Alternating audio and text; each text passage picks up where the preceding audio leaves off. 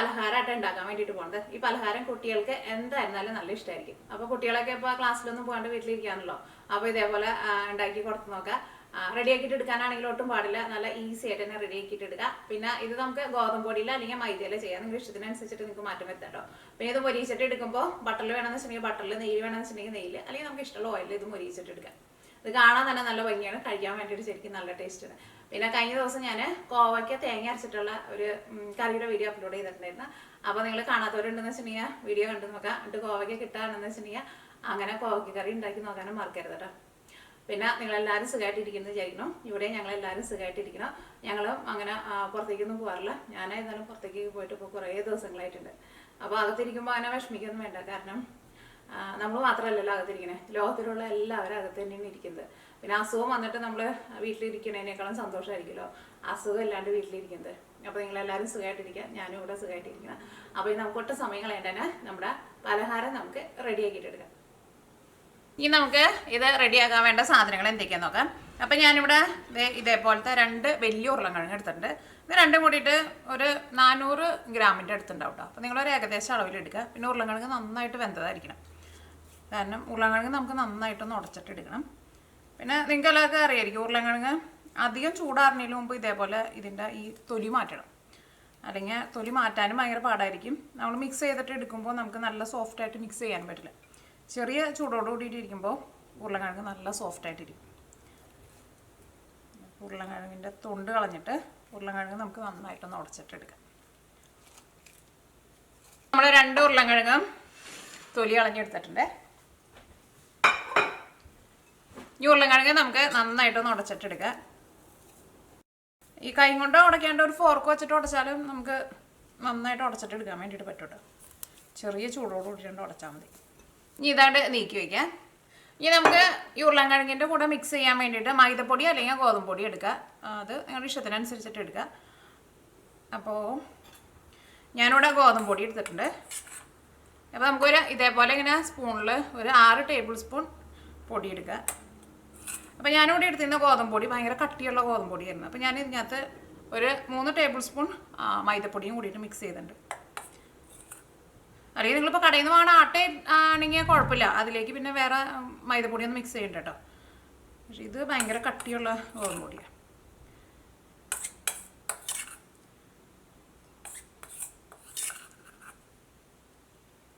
അപ്പോൾ ഞാനിവിടെ ഒരു 6 ടേബിൾ സ്പൂൺ ഗോതമ്പ് പൊടി എടുത്തിട്ടുണ്ട്. ഇതിലേക്ക് 1/2 ടീസ്പൂൺ ബേക്കിംഗ് പൗഡർ ചേർക്കാം. ഇപ്പം നമുക്ക് ഈ ഗോതമ്പ് പൊടി ഇപ്പം ഇത്രയ്ക്ക് എടുക്കാം. പിന്നെ അത് മിക്സ് ചെയ്യുന്ന സമയത്ത് പിന്നെ ആവശ്യം വരാമെന്ന് വെച്ചിട്ടുണ്ടെങ്കിൽ അത് അനുസരിച്ചിട്ട് നമുക്ക് പൊടി മിക്സ് ചെയ്തിട്ട് കൊടുക്കണം. കാരണം ഇതേപോലെ നമുക്ക് ഫസ്റ്റ് ബേക്കിംഗ് പൗഡറിലൊന്ന് മിക്സ് ചെയ്തിട്ട് ചേർക്കാം. അപ്പോൾ അതിന് വേണ്ടിയിട്ട് ഫസ്റ്റ് നമ്മൾ ഇതേപോലെ കുറച്ച് പൊടി എടുത്തിട്ട് മിക്സ് ചെയ്യണത്. അപ്പോൾ ഇനി ഇതുകൊണ്ട് നീക്കി വയ്ക്കാം കേട്ടോ നമുക്ക്. അപ്പോൾ നമ്മുടെ മിക്സ് ചെയ്തെടുത്താണ് ഉരുളക്കിഴങ്ങ് എടുക്കുക. ഇതിലേക്ക് നമുക്ക് മസാലപ്പൊടികൾ ചേർക്കാം. അപ്പോൾ ഞാനിവിടെ 1/2 ടേബിൾ സ്പൂൺ മല്ലിപ്പൊടി ചേർക്കുന്നുണ്ട്. 1/4 ടേബിൾ സ്പൂൺ ചെറിയ ജീരകം പൊടിച്ചത്. ഇപ്പോൾ ചിലവർക്ക് ചിലപ്പോൾ ചെറിയ ജീരകത്തിൻ്റെ ടേസ്റ്റ് ഇഷ്ടമുണ്ടാവില്ല, അപ്പോൾ ചേർത്തില്ലെങ്കിലും കുഴപ്പമില്ല. പിന്നെ ഇതിലേക്ക് ക്രഷ് ചെയ്തേക്കണ ഉണക്കമുളക്, അത് നമ്മുടെ ടേസ്റ്റിനനുസരിച്ചിട്ട് ചേർത്ത് കൊടുക്കാം. നിങ്ങൾക്ക് നല്ല സ്പൈസി ആയിട്ട് വേണമെന്ന് വെച്ചിട്ടുണ്ടെങ്കിൽ അതനുസരിച്ചിട്ട് ചേർക്കാം.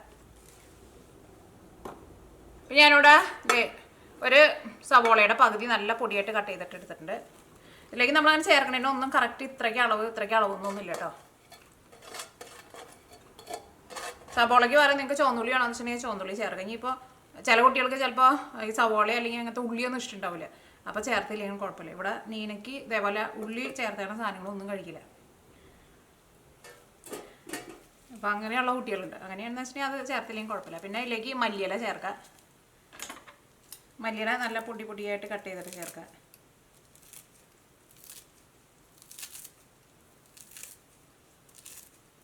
നിങ്ങളുടെ അടുത്ത് മുരിങ്ങയില ഉണ്ടെന്ന് വെച്ചിട്ടുണ്ടെങ്കിൽ നല്ല കിളുന്ത് മുരിങ്ങയില ചേർക്കാം. ഞാൻ കഴിഞ്ഞ 2 ആഴ്ച 2 റെസിപ്പികൾ ഞാനത് പറഞ്ഞിട്ടുണ്ടായിരുന്നു. കാരണം ഇപ്പോൾ നല്ല മുരിങ്ങയിലയുടെ സീസണാണല്ലോ നമ്മുടെ നാട്ടിൽ.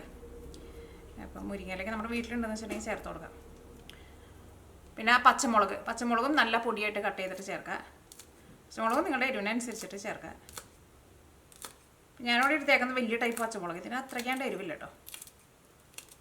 ഇതിപ്പോൾ റെഡി ആയിട്ട് വരുമ്പോൾ കുറച്ച് സ്പൈസി ആയിട്ട് വരും. കാരണം ഇതിലേക്ക് നമ്മളിപ്പോൾ ക്രഷ് ചെയ്തേക്കുന്ന ഉണക്കമുളക്, പച്ചമുളക്, ഇനി ഇതിലേക്ക് നമ്മൾ കുരുമുളക് പൊടി ചേർക്കുന്നുണ്ട്. അതിലേക്ക് ഒരു 1/4 ടേബിൾ സ്പൂൺ കുരുമുളക് പൊടി ചേർക്കുന്നുണ്ട്. പിന്നെ ഗരം മസാല ഞാനിപ്പോൾ രാവിലെ പൊടിച്ചെടുത്തിട്ടുണ്ട്. സാധാരണ നമ്മൾ ചിക്കൻ കറിയിലേക്ക് ഉണ്ടാക്കുന്ന ഗരം മസാല ഉണ്ടല്ലോ, അത് ചേർക്കാം. ഗരം മസാലയും ഞാൻ 1/4 ടേബിൾ സ്പൂണാണ് ചേർക്കുന്നത്. ഇതിനകത്ത് കുറേ മസാലകൾ നമ്മൾ ചേർത്തിട്ടുണ്ടല്ലോ, അപ്പോൾ എല്ലാവരും കുറേശ്ശെ ചേർത്താൽ മതി. പിന്നെ ഉരുളക്കിഴങ്ങ് എന്നാലും ഭയങ്കര സോഫ്റ്റ് ആയിട്ടാണല്ലോ ഇരിക്കുന്നത്. അപ്പോൾ പിന്നെ കുറേ മസാലകൾ ചേർത്തിട്ടുണ്ടെങ്കിൽ അത്രയ്ക്ക് ടേസ്റ്റ് ഉണ്ടാവില്ല. ഇതിലേക്ക് ആവശ്യത്തിന് ഉപ്പ് ചേർക്കാം. നമ്മൾ ഇവിടെ മിക്സ് ചെയ്ത് വെച്ചേക്കണ നമ്മുടെ ഗോതമ്പ് പൊടി ഉണ്ടല്ലോ, ബേക്കിംഗ് പൗഡർ ചേർത്തിട്ട് അത് ചേർക്കാം. ഇത് ഫുള്ള് ചേർക്കാം. കഴിഞ്ഞിട്ട് പിന്നെ മിക്സ് ചെയ്ത് കഴിഞ്ഞിട്ട് നമ്മൾ കൈമ എങ്ങനെ ഒട്ടി പിടിക്കുന്നുണ്ടെന്ന് വെച്ചിട്ടുണ്ടെങ്കിൽ നമുക്ക് അതനുസരിച്ചിട്ട് പൊടി എക്സ്ട്രാ ചേർത്ത് കൊടുക്കാം. അപ്പോൾ എല്ലാവരും നമ്മൾ ചേർത്ത് കഴിഞ്ഞു. ഇതെല്ലാം കൂടിയിട്ട് നന്നായിട്ട് കൈ കൊണ്ട് മിക്സ് ചെയ്തിട്ട് എടുക്കാം. ഇതിലേക്ക് നമുക്ക് 1 ടേബിൾ സ്പൂൺ ഓയിലും കൂടിയിട്ട് ചേർക്കണം. ഫസ്റ്റ് നമുക്ക് ഇതൊന്നുകൊണ്ട് മിക്സ് ചെയ്യാം, അത് കഴിഞ്ഞിട്ട് ഓയിൽ ചേർക്കാം. പിന്നെ ഇതിലേക്ക് നിങ്ങൾ ഗോതമ്പ് പൊടി ചേർക്കുമ്പോഴായിരുന്നാലും ഒരുപാട് ചേർക്കരുത് കേട്ടോ. അപ്പോൾ ഒറ്റയടിക്ക് കുറേ അങ്ങോട്ട് ചേർക്കണ്ട. ഒറ്റയടിക്ക് ഏകദേശം 6 ടേബിൾ സ്പൂണിൻ്റെ അടുത്ത് ചേർത്താൽ മതി. പിന്നെ വേണമെന്ന് വെച്ചിട്ടുണ്ടെങ്കിൽ അതനുസരിച്ചിട്ട് ചേർത്ത് കൊടുത്താൽ മതി. കാരണം പൊടി കൂടിയാലും അത്രയ്ക്ക് ടേസ്റ്റ് ഉണ്ടാവില്ല. ഉരുളക്കിഴങ്ങായിരിക്കണം കൂടുതൽ മുന്നിട്ട് നിൽക്കേണ്ടത്, അപ്പോൾ ആയിരിക്കും നല്ല സോഫ്റ്റ് ആയിട്ടിരിക്കും. ഇതിലേക്ക് കളറിന് വേണ്ടിയിട്ട് 1 നുള്ളു മഞ്ഞൾപ്പൊടിയും ചേർക്കുന്നുണ്ട്. അത് നിങ്ങൾ ഫസ്റ്റാണ് ചേർത്തോട്ടെ, ഞാൻ ചേർക്കാൻ വേണ്ടിയിട്ട് മറന്നു പോയതാ. 1 നുള്ളല്ല 2 നുള്ളു ചേർക്കാം, നല്ല കളർ കിട്ടും. എല്ലാവരും അടുത്ത് വെച്ചിട്ടുണ്ടായിരുന്നു, അത് മാത്രം അടുത്ത് വെച്ചില്ല. മിക്സ് ചെയ്ത് തുടങ്ങിയപ്പോൾ നോക്കിയപ്പോൾ കളറില്ല, അപ്പോൾ പെട്ടെന്ന് മഞ്ഞൾപ്പൊടിയുടെ കാര്യം ഓർമ്മ.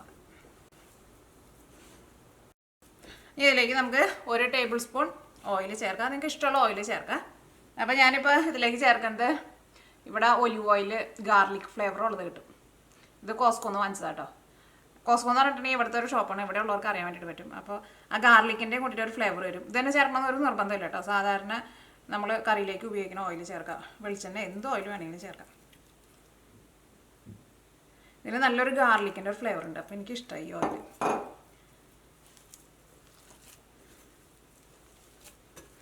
ഇതെല്ലാം കൂടിയിട്ട് നന്നായിട്ടൊന്ന് കുഴച്ചിട്ടെടുക്കുക. അപ്പോൾ നമ്മളിങ്ങനെ കുഴച്ചിട്ട് എടുക്കുമ്പോൾ നമ്മുടെ ഈ പാത്രത്തിൻ്റെ അടിയിൽ ഇങ്ങനെ ഒട്ടും മുട്ടി പിടിക്കാണ്ട് കിട്ടണം. അതനുസരിച്ചിട്ട് വേണം നമ്മൾ ഇതിലേക്ക് പൊടി ചേർത്ത് കൊടുക്കാൻ വേണ്ടിയിട്ട്. അപ്പോൾ ഇതിൻ്റെ അടിയിൽ കുറച്ച് പിടിക്കുന്നുണ്ട്, അപ്പോൾ ഞാൻ ഇതിലേക്ക് കുറച്ചും കൂടി പൊടി ചേർക്കുന്നുണ്ട്. എടുക്കുമ്പോൾ ചെറുതായിട്ട് നമ്മുടെ കൈമ ഇങ്ങനെ ഒട്ടി പിടിക്കും, പക്ഷേ അത് കുഴപ്പമില്ല. അപ്പോൾ ഇങ്ങനെ തീരെ ഒട്ടി പിടിക്കാണ്ടിരിക്കാൻ വേണ്ടിയിട്ട് കുറേ പൊടി ഇട്ട് കൊടുക്കരുത്, പ്രത്യേകം ശ്രദ്ധിക്കുക. അതേപോലെ നമുക്കൊന്ന് ഉരുട്ടിയിട്ട് എടുക്കാൻ വേണ്ടിയിട്ട് പറ്റണം. ഇനി ഇത് നമുക്ക് ഒരു 10 മിനിറ്റ് നമുക്കിതൊന്ന് റെസ്റ്റ് ചെയ്യാൻ വേണ്ടിയിട്ട് വയ്ക്കാം. അപ്പോൾ ഇത് 10 മിനിറ്റ് റെസ്റ്റ് ചെയ്യാൻ വേണ്ടിയിട്ട് വെച്ചിട്ടുണ്ടായിരുന്നു. അപ്പോൾ നമ്മൾ കൈ കഴുകിയിട്ട് നമ്മൾ ഇനി തൊടുമ്പോൾ ഇത് ഒട്ടി പിടിക്കില്ല കേട്ടോ. അപ്പോൾ പ്രത്യേകം ശ്രദ്ധിക്കുക, ഒരുപാട് പൊടി ചേർക്കരുത്, അപ്പോൾ അത്രയ്ക്കാണ്ട് സോഫ്റ്റ് ആയിട്ട് വരില്ല. ഇനി ഇത് നമുക്ക് കുറച്ച് നല്ല കട്ടിയിൽ വേണം പരത്തിയിട്ട് എടുക്കാൻ വേണ്ടിയിട്ട്. ഇതേപോലത്തെ ചപ്പാത്തി പരത്തുന്ന സ്റ്റാൻഡാണ് എടുത്തേക്കത്. അപ്പോൾ സ്റ്റാൻഡില്ലെങ്കിലും കുഴപ്പമില്ല കേട്ടോ, എന്തെങ്കിലും ഇതേപോലെ ഒരു സ്റ്റാൻഡായിട്ട് എടുക്കുക. ഇതിൻ്റെ മുകളിൽ ഇങ്ങനെ പിടിക്കാതിരിക്കാൻ വേണ്ടിയിട്ട് നമുക്ക് കുറച്ച് പൊടി ഒന്ന് വിതറി കൊടുക്കുക. ഇതിപ്പോൾ ഞാനിവിടെ മൈദപ്പൊടി ആട്ടോ വിതറി കൊടുത്തത്.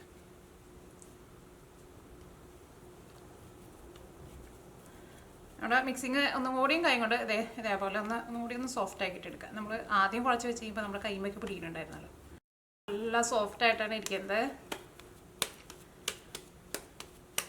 പിന്നെ നിങ്ങൾ ഇതിൻ്റെ ഉപ്പിൻ്റെ ടേസ്റ്റ് ഒന്ന് നോക്കിക്കോട്ടെ, കാരണം ഉപ്പൊക്കെ നല്ല കറക്റ്റ് പാകമായിട്ട് വരണം, അപ്പോഴായിരിക്കും കഴിക്കാൻ വേണ്ടിയിട്ട് നല്ല ടേസ്റ്റ് ഉണ്ടാവുക. പിന്നെ ഇതിനൊന്നും അധികം ഉപ്പിൻ്റെ ആവശ്യം ഉണ്ടാവില്ല കേട്ടോ. ഇനി നമുക്ക് ഇതിൻ്റെ മുകളിൽ വയ്ക്കാം, ഈ പൊടിയുടെ മുകളിൽ ഇച്ചിരി പൊടി നമ്മുടെ കൈമ ഒന്ന് തൊട്ട് കൊടുക്കുക. എന്നിട്ട് ഇങ്ങനെ ചപ്പാത്തി കോല് വെച്ചിട്ടൊന്നും പരത്തണ്ട, ഇതേപോലെ ഇങ്ങനെ കൈ കൊണ്ട് ഇങ്ങനെ പരത്തി കൊടുക്കുക. കാരണം ഇത് ഭയങ്കര കനം കുറച്ചിട്ട് നമുക്ക് പരത്തേണ്ട ആവശ്യമില്ല. നമ്മൾ പിസയുടെ ഡോ ഒക്കെ ഉണ്ടാക്കില്ലേ, അത്രയ്ക്ക് കനത്തിൽ ഇതേപോലെ ഇങ്ങനെ കുറച്ച് കനത്തിൽ, ഒരുപാട് ഭയങ്കര കനല്ല കേട്ടോ, കനത്തിൽ ഇങ്ങനെ പരത്തിയിരുത്തിട്ടുണ്ട്. ഇനി ഇത് നമുക്കൊന്ന് കട്ട് ചെയ്തിട്ട് എടുക്കാം. കട്ട് ചെയ്തിട്ട് എടുക്കുമ്പോഴായിരുന്നാലും നിങ്ങൾക്ക് ഇഷ്ടം പോലെ കട്ട് ചെയ്തിട്ട് എടുക്കുക. ഞാനിവിടെ നമ്മൾ പിസയ്ക്ക് കട്ട് ചെയ്യില്ല, അതേപോലെയാണ് കട്ട് ചെയ്യാൻ വേണ്ടിയിട്ട് പോകുന്നത്. എങ്ങനത്തെ ഷേപ്പ് വേണമെങ്കിലും കട്ട് ചെയ്യാം.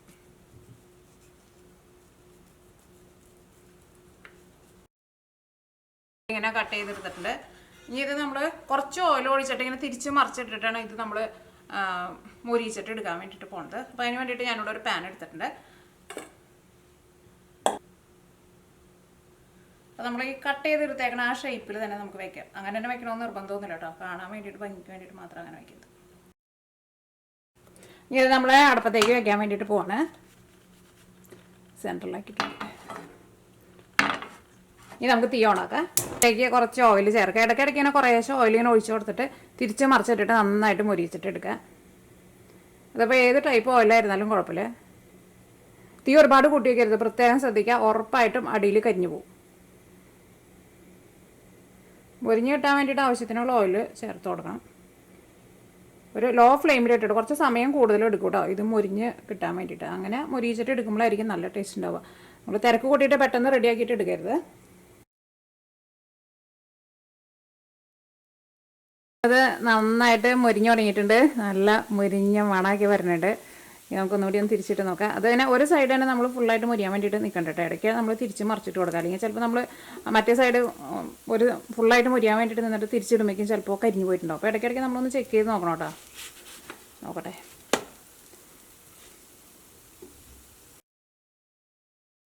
ഇത് രണ്ട് സൈഡും നന്നായിട്ട് മൊരിഞ്ഞിട്ടുണ്ട്. അപ്പോൾ നമ്മുടെ ഉരുളൻകിഴങ്ങ് കൊണ്ടുള്ള നമ്മുടെ പലഹാരം റെഡി ആയിട്ടുണ്ട്. അപ്പോൾ ഞാനിവിടെ തീ ഓഫ് ചെയ്യാൻ വേണ്ടിയിട്ട് പോവാണ്. നിങ്ങൾ കഴിക്കുമ്പോൾ ചെറിയ ചൂടോട് കൂടിയിട്ട് കഴിക്കുക. തീ ഒരുപാട് കൂട്ടിയിടാണ്ട് ചെറിയ തീയിലിട്ടിട്ട് ഇതേപോലെ രണ്ട് സൈഡും നന്നായിട്ട് തിരിച്ച് മറിച്ചിട്ടിട്ട് ആവശ്യത്തിന് ഓയിൽ ഒഴിച്ച് കൊടുത്തിട്ട് മൊരിച്ചിട്ട് എടുക്കുക. അപ്പോൾ നിങ്ങളെല്ലാവരും ട്രൈ ചെയ്ത് നോക്കുക. ട്രൈ ചെയ്ത് നോക്കിയിട്ട് ഫീഡ്ബാക്ക് പറയാൻ വേണ്ടിയിട്ട് മറക്കരുത്. അപ്പോൾ ഈ നമുക്ക് നാളെ വേറൊരു പുതിയ റെസിപ്പി ആയിട്ട് വരാം. നന്നായിട്ട് മൊരിഞ്ഞിട്ടുണ്ട്. ഉള്ളിൽ നല്ല സോഫ്റ്റായിട്ടിരിക്കുന്നുണ്ട്. നല്ല ടേസ്റ്റ് ഉണ്ട് ശരിക്കും കഴിക്കാൻ വേണ്ടിയിട്ട്. നല്ല രസമാണ്. അത്യാവശ്യം നല്ല എരിവൊക്കെ ഉണ്ട് കേട്ടോ.